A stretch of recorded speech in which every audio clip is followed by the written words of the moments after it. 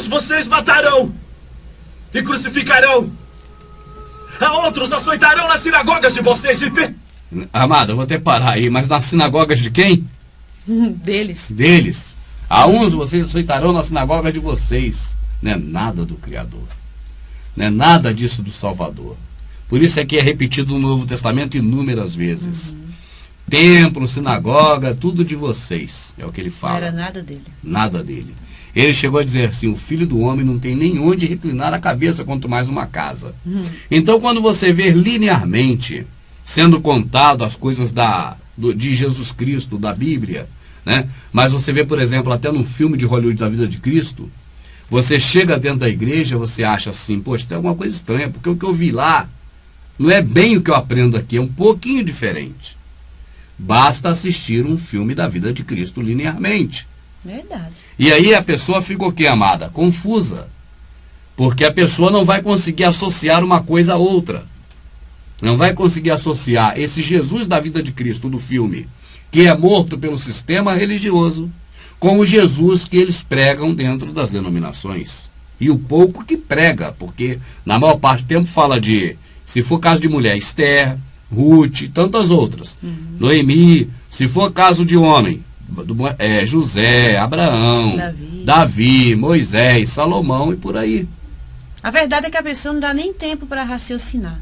Né? Chega lá, são bombardeados por de informações do pastor, para a pessoa ler na Bíblia e testificar se é verdade ou não, lendo um pedacinho da Bíblia. Mas nunca para ensinar o que está escrito. Assim quanto a vida de Cristo, para que você tenha um entendimento global da coisa. Ele começou a fazer cura das pessoas. E isso atraía atenção para ele. E as pessoas se aproximavam dele. E o que mais o pastor quer é que as pessoas se aproximem do próprio pastor e não de outro. Tanto que até hoje nas denominações, quando chega alguém para ser membro e esse se destaca melhor nos trabalhos, o pastor logo arruma um jeito de tirá-lo. Porque ele não quer sombra, ou seja, ele não quer pessoas que tenham mais carisma do que ele. Assim acontecia na época do Salvador. Ele curava e aqueles homens do sistema religioso da época, os que o mataram, não gostavam. Porque a atenção ia para ele e daqui a pouco o poderio do sistema religioso que dominava ali o conceito religioso e iludia o povo com seus truques de mágica, vamos dizer assim, com a sua falsa doutrina, estaria ameaçado porque Roma rapidamente iria ver, olha aí, vocês não estão mais me servindo. E aí complicaria, por isso decidiram matar o Salvador. O que você deveria saber é que o Salvador foi morto exatamente pelo sistema religioso, exatamente pelos homens do templo, exatamente pelos sacerdotes, que compraram ele de Judas. A grande pergunta que eu não me canso é essa. Você aprendeu já há muito tempo que Judas o vendeu por 30 moedas de prata. Se Judas o vendeu, alguém, é lógico, o comprou. A pergunta, quem comprou o Salvador na mão de Judas? O sistema religioso. Naquela ocasião, os chefes dos sacerdotes e os líderes religiosos do povo se reuniram no palácio do sumo sacerdote, cujo nome era Caifás. E juntos planejaram prender Jesus à traição e matá-lo. Não durante a festa. Diziam. Para que não haja tumulto entre o povo. Então um dos 12, chamado Judas Iscariotes, dirigiu-se aos chefes dos sacerdotes e lhes perguntou: O que me darão se eu o entregar a vocês?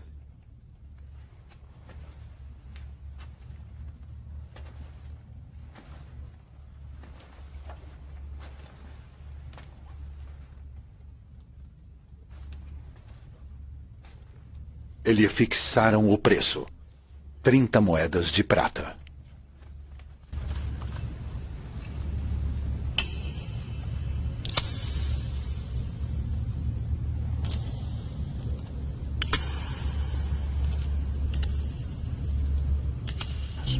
Quem pagou aos soldados romanos para que mentisse, dizendo que o corpo tinha sido roubado, enquanto os soldados sabiam que ele havia ressuscitado? Os líderes religiosos.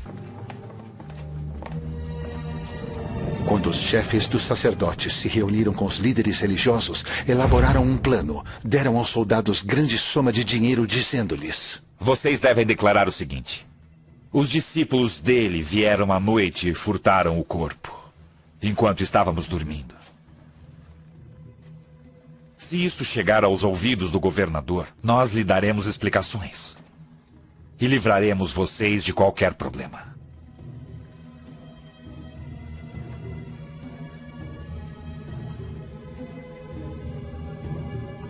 Assim, os soldados receberam o dinheiro e fizeram como tinham sido instruídos. E esta versão se divulgou entre os judeus até o dia de hoje. Quem foi que levou ele até Roma e disse para Roma: solta Barrabás e mata este? Os líderes religiosos que, segundo o que está escrito, gritavam cada vez mais alto: crucifique-o, crucifique-o, e a população acompanhava. Neste primeiro trabalho nosso, você deveria então saber que o templo de Salomão foi destruído por Nabucodonosor, que o templo da época do Salvador era o templo de Herodes e não o de Salomão, que ali não estavam mais levitas, mas ali estavam judeus, que os levitas já tinham sido jogados para escanteio, e é tema de outro momento. Você deveria então saber que o sistema que matou o Salvador é um sistema do qual não apareceu ninguém em 2000 anos mais forte, mais poderoso do que o Salvador para os destruir. Portanto, eles não foram destruídos. Eles estão ainda hoje aí. Você ainda deveria saber, para fechar, que até hoje em Israel só tem judeus.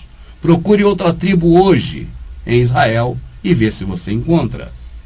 Só tem judeu, e isso já tinha ocorrido na época do Salvador, onde ainda havia alguns da tribo de Benjamim e muitos poucos da tribo de Levi. Eu agradeço a você, minha amada. Obrigado a você que assistiu e até o nosso próximo encontro, onde estaremos falando mais coisas que você deveria saber lá no sistema religioso, na religião evangélica. Deveria saber se a religião fosse algo sério.